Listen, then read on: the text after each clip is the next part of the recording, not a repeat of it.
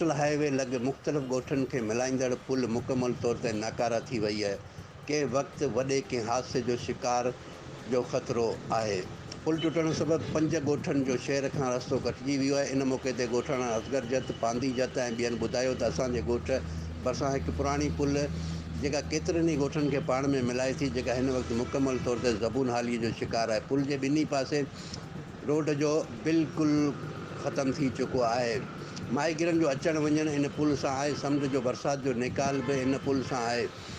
हिन जा 2 दरवाज़ा उखड़ी विया आहिनि, जंहिं सबबि कंहिं बि वक़्तु वॾो को हादसो थी सघे थो। पुल टुटण सबबि ॻोठ आरब जत, महमद जत, सालेनू जत, पांदी जत ऐं ॿियनि केतिरनि ई ॻोठनि जो पिणु शहर सां राब्तो कटिजी वियो आहे। हिन वस वारनि खे अपील कंदे चयो त फौरी तौर ते पुल जो मरम्मती कमु कराए वधीक ॾुखयाईनि खां बचायो वञे। कैमरामैन टीम सां गॾु शाहिद समूह, TN न्यूज़, धाबेजी।